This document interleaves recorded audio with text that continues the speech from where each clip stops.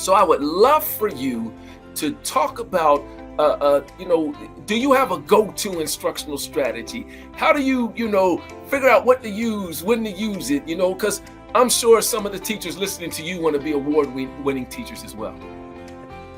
Well, I think even that needs to be culturally responsive. I think it's important that we understand the natural learning styles and learning approach of our students, right?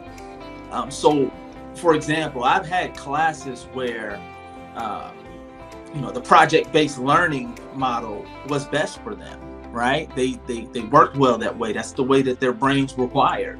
I've had classes where everything we did almost was in groups, right? And we had small projects going and some different things were happening in their small groups, and I taught them how to work well together. But I think my go-to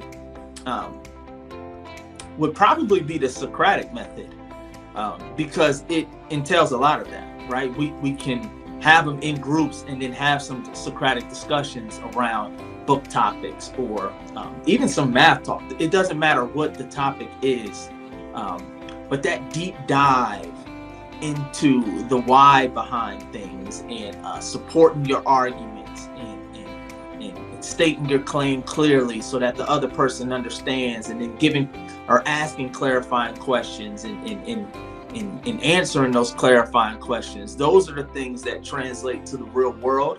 And that's what happens in a Socratic discussion.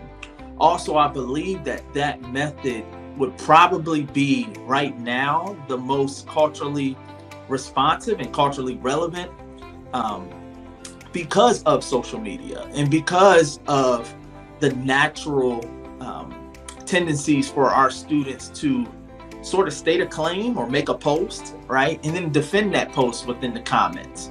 Another strategy that I used when teaching a lot was, this is when Twitter and everything first came out, I would, have them state a claim, and that would be their post.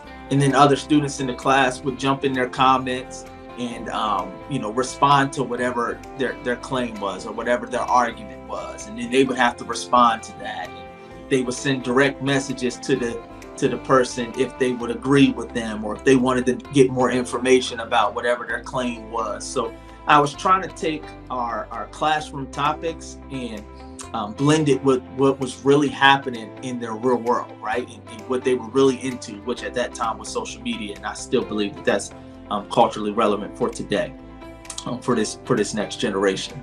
So again, things like that, right?